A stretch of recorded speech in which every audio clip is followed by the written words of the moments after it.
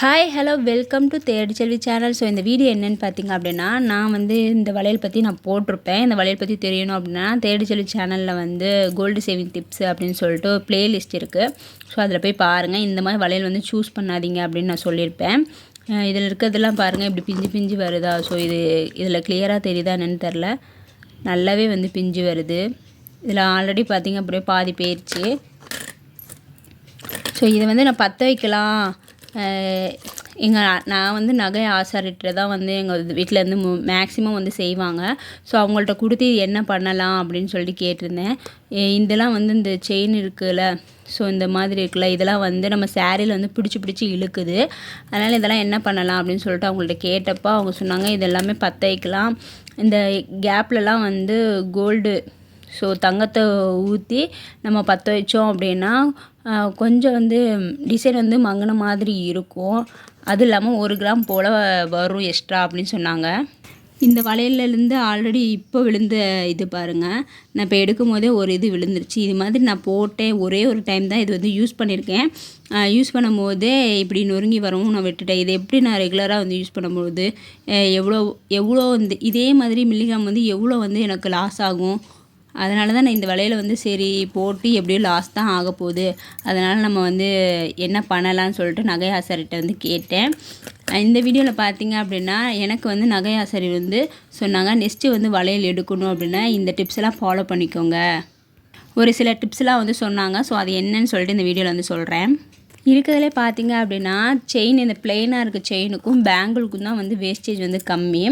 இப்போ பார்த்தீங்க அப்படின்னா ஜிஆர்டிலாம் வந்து 7% வேஸ்டேஜ் வந்து ஆரம்பிக்குது பேங்கிளுக்கு. இதே சரவணா எலைட்டில் பார்த்தீங்க அப்படின்னா 4% ஆரம்பிக்குது. ஸோ இந்த மாதிரி வந்து வேஸ்டேஜ் வந்து ரொம்ப கம்மி. பார்த்தீங்க அப்படின்னா செயினுக்கும் பேங்கிளுக்கு தான் வந்து கம்மி. ஸோ இதுக்கெலாம் பார்த்தீங்க அப்படின்னா ஜிஆர்டியில் வந்து அதிகமாக தான் வந்து போடுவாங்க. நான் பிளெயினாக இருக்கிறதுக்கு பார்த்தீங்க அப்படின்னா ஸ்டார்டிங்கில் வந்து 7% வந்து ஆரம்பிக்குது. நம்ம இந்த மாதிரி தான் வந்து வளையல் வந்து சூஸ் பண்ணுவோம். ஏன்னா நமக்கு இது பார்த்தோன்னே நமக்கு பிடிக்கும். பட் இந்த மாதிரி வந்து சூஸ் பண்ணிடாதீங்க. ஸோ எந்த மாதிரிலாம் வந்து சூஸ் பண்ணலாம் அப்படின்றது சொல்கிறேன். இது வந்து என்னோடய பர்சனல் இல்லை, எனக்கு வந்து இதை பற்றி தெரியாது. ஸோ இது தெரியாதனால தான் நான் இந்த வளையல் வந்து சூஸ் பண்ணேன். என்னைய மாதிரியே வந்து நிறைய பேர் வந்து சூஸ் பண்ணிடாதீங்கன்றதுக்காக தான் இந்த வீடியோ வந்து நான் சொல்கிறேன். இப்போ எந்த மாதிரிலாம் வந்து சூஸ் பண்ணலான்னு சொல்லிட்டு எங்கள் நகை ஆசாரி வந்து சில இதெல்லாம் சொன்னாங்க. ஸோ அதையும் சொல்கிறேன்.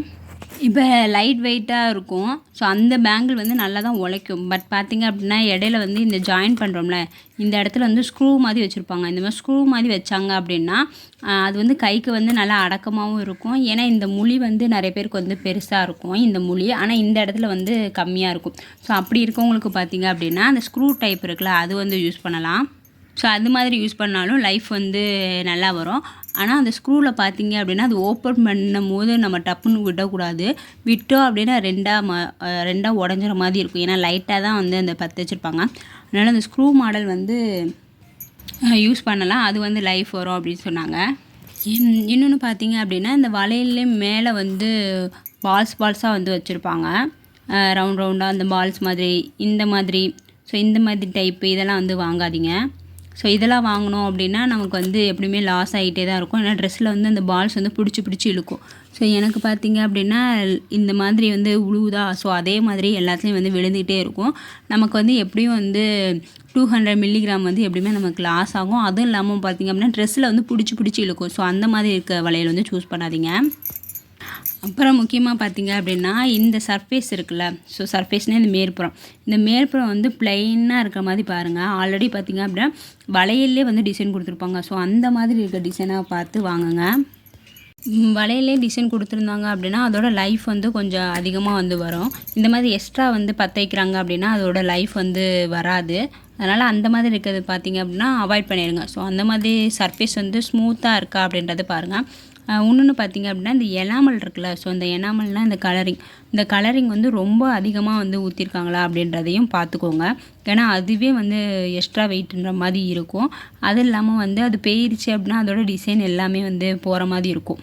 ஏன்னா அந்த எனாமலுக்கும் சேர்த்து தானே நம்ம வெயிட்டு அப்படியே தானே வெயிட் போட்டு கொடுக்குறாங்க. அதனால் அந்த கலரிங் வந்து ரொம்ப இருக்கா அப்படின்றத பார்த்துக்கோங்க. இதுலேயுமே வந்து கலரிங் வந்து நிறையா தான் இருக்குது. ஸோ இதையுமே நான் வந்து அவாய்ட் பண்ணுறது தான் லிஸ்ட்டு தான். அதனால் வந்து கலரிங் வந்து நிறையா இருக்கிற மாதிரி வாங்காதீங்க. ஏன்னா நிறைய வளையலில் பார்த்திங்க அப்படின்னா கலரிங் வந்து ஊற்றி வச்சுருப்பாங்க. அப்படி இருக்கும்போது அந்த மாதிரி வளையல் வந்து சூஸ் பண்ணாதீங்க. ஸோ எனக்கு தெரிஞ்ச பேங்கிள் டைப் பார்த்திங்க அப்படின்னா பாம்போ பேங்கிள் அப்படி இருக்குது, அப்புறமேட்டு கடா பேங்கிள் இருக்குது, அப்புறம் கல்கட்டா பேங்கிள் அப்படின்னு சொல்லிட்டு இருக்குது, அப்புறம் மயில் பேங்கு, ஸோ மயில் டிசைனாக வந்து இருக்கும். ஸோ அந்த மாதிரி டிசைன்லாம் வந்து இருக்குது. கம்பி பேங்கிள்னு இருக்கும். கம்பி பேங்கிள் பார்த்திங்க அப்படின்னா ஸோ நான் நடுவில் எல்லாத்துலேயும் ஓரத்தில் வந்து கம்பி கம்பியாக இருக்கும். ஸோ இந்த மாதிரி மாடலாக இருக்கும். இந்த கம்பி கம்பியாக ஜாயின் பண்ணுற மாதிரி இருக்கும். ஸோ நான் அதை வந்து காட்டுறேன். இன்னொன்று இம்பார்ட்டன்ட் டிசைன் பார்த்திங்க அப்படின்னா இந்த டர்க்கிஸில் வந்து தோடு வளையல்லாம் வந்து இருக்கும். டர்க்கிஸ் மாடல்னு இருக்கும்.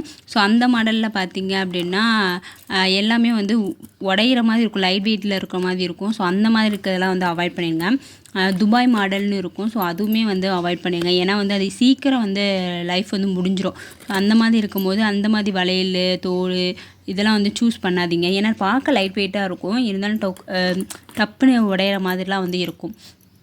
முக்கியமான விஷயம் பார்த்திங்க அப்படின்னா இந்த பேங்கிள்லாம் நம்ம வாங்குகிறோம் அப்படின்னா இதோட கரெக்டான சைஸ் என்னவோ அதை பார்த்து வாங்க. உங்கள் கைக்கு எது வந்து கரெக்டாக இருக்கோ அப்படி இருக்கும்போது அது பார்த்து வாங்க. ரொம்ப பெருசாக இருந்தாலும் அது வந்து கலண்டுகிட்டே வரும், ரொம்ப சின்னதாக இருந்தாலும் ரொம்ப டைட் பண்ணி போடுற மாதிரி இருக்கும்.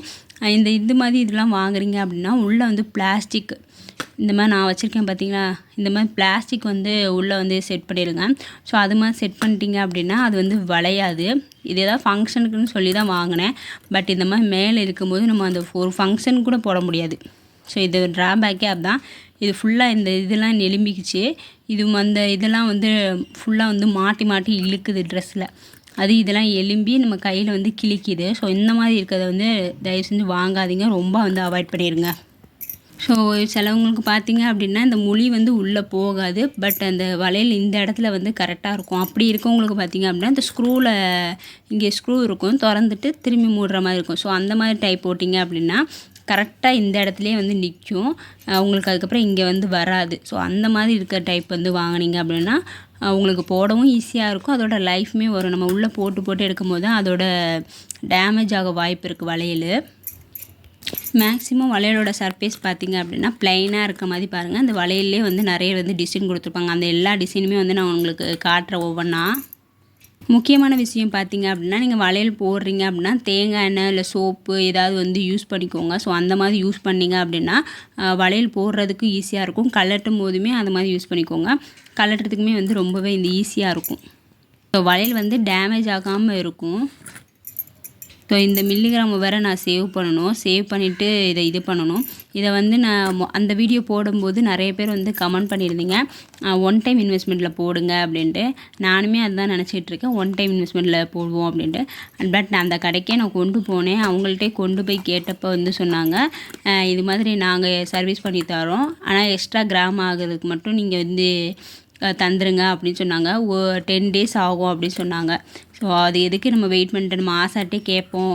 அப்போ அவங்க கேட்டப்போ தான் சொன்னாங்க, இந்த மாடல் வந்து செஞ்சால் தான் நம்ம ஆசாட்டை யார்ட்டையாவது செஞ்சு கொடுக்குறோம்ல, அவங்க தனக்குன்னு நம்மள்கிட்ட வந்துருச்சு அப்படின்னு சொல்லிட்டு அவங்க ஸ்பெஷலாக எடுத்து செய்வாங்க.